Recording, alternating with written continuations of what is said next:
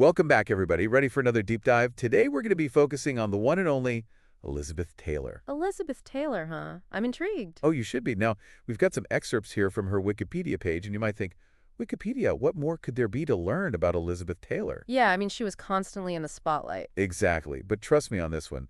Even with someone whose life was basically an open book, there's always something more to discover. Okay, I'm convinced. So where do we start? Well, we all know she was a Hollywood icon, right? But guess what? What? She wasn't even born in America. Oh, right, London. I'd forgotten about that. London, 1932, to American parents. She was a dual citizen right from the start. Holding dual citizenship from birth. Wow, talk about a cosmopolitan beginning. Right, like she was destined to be a citizen of the world. And speaking of worlds, her parents weren't exactly your typical everyday couple. No, not at all. They were art dealers. Art dealers living in London, rubbing shoulders with all sorts of fascinating people. Artists, politicians. I mean, think of the atmosphere she grew up in. It's mind-blowing, right? Such a sophisticated world, I can't even imagine. And it definitely shaped her, that's for sure. Oh, absolutely. I mean, just think about the impact of that kind of upbringing. Okay, so there's this story, and it's pretty wild. Just before World War II breaks out, Ambassador Joseph Kennedy, No way, the Kennedys. the Kennedys, he urges her father to move the family back to the U.S. Wow. So, in a way, the Kennedys play a role in Elizabeth Taylor's story. Isn't that something? And the crazy part is, they intended it to be a temporary move. Ah, the best laid plans, right? Who could have predicted that that one decision would lead her straight to Hollywood? Straight to stardom. Okay, so picture this. Young Elizabeth lands in Hollywood, and boom, those violet eyes. Those eyes were captivating. Absolutely mesmerizing. But here's the thing, those eyes and her mature look, the very things that made her so unique, they almost derailed her career before it even began. Really? I know, right? It's hard to believe. You always think of those eyes as her trademark. Oh, for sure. But she didn't exactly fit the mold of the typical child star. Not at all. I mean, think about it. Child stars back then, they were supposed to be cute, bubbly, innocent. And Elizabeth Taylor, well, she was different. Universal Studios actually terminated her contract. No way, seriously. Why? Can you believe it? Because they said her eyes were too old. Too old? What does that even mean? I know. And they said she lacked a childlike face. Imagine hearing that as a kid. Ouch, that's harsh, even for Hollywood. Talk about a tough break. But thankfully, MGM saw her potential, and boom, National Velvet, 1944, instant stardom. And what a film. That horse, that race, pure movie magic. It's iconic, but it's also kind of bittersweet, you know? Because while National Velvet launched her career... It kind of marked the end of her childhood. Exactly. I mean, MGM had her on a tight leash. They controlled everything, her image, her schedule, the whole 9 yards. So even with all that fame, she was still under someone else's thumb. It makes you wonder, right? Do you think that's why she later gravitated towards more complex roles, more challenging material, when she became an adult? Maybe a bit of rebellion there? Maybe. I mean, she went from playing this sweet girl who loves horses to tackling these really intense characters in films like A Place in the Sun. Ah, A Place in the Sun, 1951. Such a pivotal film for her. It was. It's where she really transitioned into adult roles. And the critics, they were blown away. They were. And you know, the director, George Stevens, he had this really interesting reason for casting her. Oh, tell me. He said she was able to embody a certain American idea. Not just any girl, but the girl on the candy box cover. Wow, that's... Powerful, right? He recognized something special in her. He saw her star power, so she was a star, a symbol. She represented something larger than herself. But she never let that limit her. I mean, she wanted more than just being a pretty face.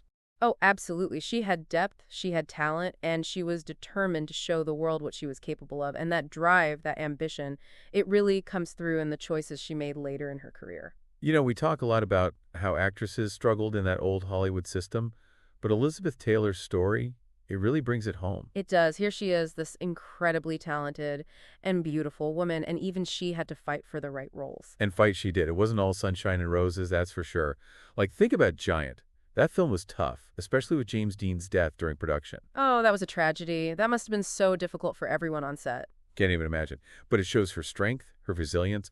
Okay, we can't talk about Elizabeth Taylor without talking about Cleopatra. Oh, Cleopatra, $1 million salary. The scandals, the drama. A landmark film, in more ways than one. For sure. It wasn't just the spectacle, though, right? It really felt like Cleopatra marked this shift in celebrity culture.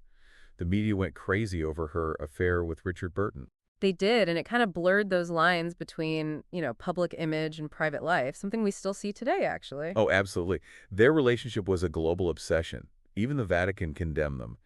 It's hard to imagine that level of scrutiny now. It's almost quaint now with the way social media is, but it really shows you the power of their persona, their image. They weren't just actors, they were symbols representing this changing The world. world becoming more open, more daring, and Exactly. even amidst all that chaos, Elizabeth Taylor delivers a powerful performance. She just owns that role. Oh, she does. Strong, determined, you can see it in her eyes. She was never afraid to push boundaries, was she? Not at all, on screen and off. And you know what that leads us to? Another pivotal film, Who's Afraid of Virginia Woolf? Now that's where things get really interesting. You know, it's so easy to get swept up in all the glitz and glamour of Elizabeth Taylor's life, but beneath the surface, there's this whole other side to her story. There really is. Her dedication to the fight against AIDS that really struck me. Oh, absolutely. It wasn't just some celebrity endorsement. She was deeply committed, truly passionate. So, what sparked that passion? Well, it was the early 80s, right? The AIDS epidemic was just starting to unfold. So much fear and misinformation back then? Exactly. And Elizabeth Taylor, she saw the devastation firsthand, particularly in the entertainment industry. It really hit close to home. And she was just appalled by the lack of action, the silence from those who could actually make a difference. It's like she couldn't just stand by and watch. Exactly. It's like a recurring theme with her, speaking out against injustice, no matter what. You know, I hadn't thought about it like that, but you're right. She was never afraid to use her voice. Never. And she understood that her fame, it gave her a platform, a way to amplify the voices of those who were being ignored. And amplify them she did. It wasn't just attending a few galas. She was on the front lines, testifying before Congress, challenging presidents. She was a force to be reckoned with. And you have to remember, at that time, AIDS was so stigmatized. There was so much fear, so much prejudice surrounding the disease. And for someone of her stature to speak out, to stand up for those who were being marginalized, that was incredibly brave. You know, it's one thing to lend your name to a cause. But she was out there, really fighting. It would have been so easy to stay silent, to protect her image. But she didn't. She did what she thought was right, even if it meant risking it all. She did, and she put her money where her mouth was, too. She co-founded AMFAR, the American Foundation for AIDS Research. Right? And then later established her own foundation, ETF, to provide direct support for people living with HIV and AIDS. Wow, so she was involved on every level. Oh yeah, she was hands-on, visiting patients, attending conferences, advocating for funding. She was relentless. Really makes you think about some celebrities today who get involved with charities. You know, it just feels different with her. Like this wasn't just a cause, it was personal. Oh, it was. Do you think maybe her own health struggles, made her more empathetic? That's a really interesting question. I mean, she had scoliosis, a brain tumor. She knew what it was like to face a health crisis. It's like she understood that fragility of life in a way that maybe others didn't. Perhaps. It definitely adds another layer to her activism. It does. Makes it even more powerful. And her legacy in that area, it's undeniable. It is. Her foundations are still doing amazing work, and she really did help change the conversation around AIDS, brought it out of the shadows. Okay, so we've talked about her activism, her incredible films, but we can't forget about another side of Elizabeth Taylor, a side that I have to admit I find kind of fascinating. And what's that? The jewelry.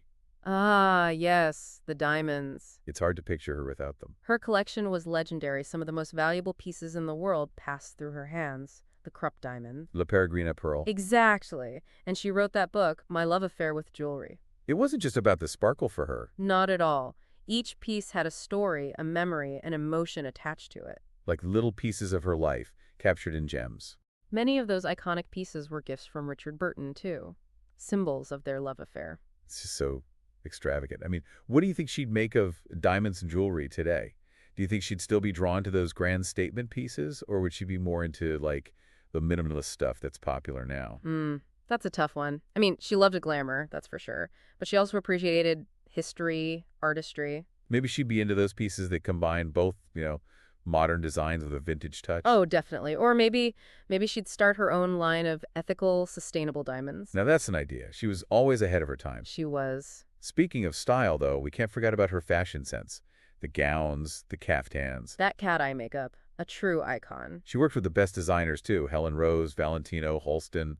It wasn't just clothes, it was a statement. She set trends, influenced fashion on a global scale. And she wasn't afraid to experiment, to push boundaries. She wore what she wanted, and she owned it. That's what made her so captivating. It was like she was saying, this is me, take it or leave it. And the world couldn't get enough. And that influence, it's still felt today, on the red carpet, in vintage shops. Her style, just like her activism, her acting, it transcends time. It does. But, it's easy to get caught up in all of that, the glamour, the accomplishments. We forget sometimes that even Elizabeth Taylor, she was human. Right, with flaws, vulnerabilities, struggles. Her life wasn't always easy. Not at all. She had her share of challenges. 8 marriages, those well-documented struggles with addiction. It reminds us, doesn't it? Even those who seem to have it all, they face real-life problems, too. It humanizes her. Makes her relatable. And then there's her resilience. She faced her demons. She never gave up. That's a powerful message, especially today when we're bombarded with these images of perfection. Right. Elizabeth Taylor's story is a reminder that life is messy. It's complicated. And it's okay to not have it all figured out. Exactly. I think that's why she still fascinates us. Decades later, she lived life on her own terms, and she embraced it all, the highs, the lows. She was a force of nature. So now as we head into the final part of our deep dive, I'm really curious to explore her lasting impact. Her impact on Hollywood, on how we view celebrity. How did she shape the industry? How did she redefine fame? What is it about her films that still captivate audiences today? That's the million-dollar question, isn't it? The final act of Elizabeth Taylor's extraordinary journey. When you think about Elizabeth Taylor's career, it really is incredible how long it lasted. Yeah, it spanned decades. From like the golden age of Hollywood all the way to, the rise of new Hollywood. Yeah. She adapted and evolved with the industry. She didn't just fade away. It's true, and that says something about her staying power, right? It really does. And I was looking back at her filmography. Yeah. It is so diverse. It is. She did everything from lighthearted comedies like Father of the Bride, Yeah. all the way to epic dramas like Giant, Of course. to really thought-provoking films like Who's Afraid of Virginia Woolf. It's amazing. I mean, she didn't shy away from anything. No, she embraced it all, and she brought something special to every role. She did. She had this intensity, this vulnerability. You always felt like you were seeing something real, something raw. She was just magnetic. She had that star power that you can't teach. She did, but it wasn't just star power, No, she had the acting chops to back it up. Oh, yeah, she could make you laugh, she could make you cry, she could make you think. She was the whole package, and she wasn't afraid to take risks either. No, not at all. She chose roles that really challenged those traditional ideas of what a female star should be. Right, like you said before, Who's Afraid of Virginia Woolf? I mean, that was a bold choice So bold. to play a character like that, so raw, so real. And it paid off. She earned that recognition as a serious actress. Absolutely, and that performance. Oh, it's amazing. Actors still study it today. It's a masterclass. It is, and beyond the acting Elizabeth Taylor, she also kind of redefined what it meant to be a celebrity. Oh, for sure. I mean, she was one of the first to really experience that full force of the media spotlight. Yeah, her And- life was splashed across the tabloids. It was, and it wasn't always pretty. No, it wasn't, but she never really shied away from it. Never, she lived her life on her own terms, no apologies. Exactly. She got married 8 times. She converted to Judaism. She spoke out against AIDS when it was still taboo. She did, she blazed her own trail, and I think that's what resonates with people even today. It does. She was flawed. She made mistakes, but she was always true to herself. Always, and she never let fame define her, she defined fame. And in doing so, she paved the way for other celebrities to embrace their individuality. To use their platforms for good, to speak out about the things that they care about. She was a true trailblazer, and as we wrap up this deep dive, Yeah. it makes you wonder what she would think about the world today. I know, what would she make of social media and the way fame has evolved? Right? What about all the conversations we're having about gender roles and equality, the fight for social justice? It's a different world than the one she navigated? It is, but I think she would have embraced it. You do? I do. She was always ahead of her time, and she never backed down from a challenge. I can just picture her, On Twitter. Yes, on Twitter, calling out injustice, championing causes. Maybe even starting a few trends along the way. Who knows? Oh, man. Can you imagine a Twitter feud between Elizabeth Taylor and anybody? That would break the internet. It would. But, on a serious note, I think her legacy is about so much more than just the glamour and the scandals. It is. It's about having the courage to be yourself, to speak your truth, and to use your voice to make a difference. No matter the cost, no matter the consequences. Well said. She showed us that we can be flawed and still make a difference, that we can live life on our own terms and still leave a lasting impact on the world. And that is a powerful message. So to all our listeners out there, Yeah. next time you see a picture of Elizabeth Taylor, remember the woman behind those dazzling eyes. A woman who loved fiercely, lived boldly, and left an incredible mark on the world. She was more than just a movie star. She was a force of nature. She was, and if you want to experience her magic firsthand, check out some of her films. Yeah, revisit her work. You won't be disappointed. And on that note, we'll wrap up our deep dive into the life and legacy of Elizabeth Taylor. Until next time. Keep shining bright, everybody. Tell us what you think about this episode. Thanks for watching, and see you in the next one.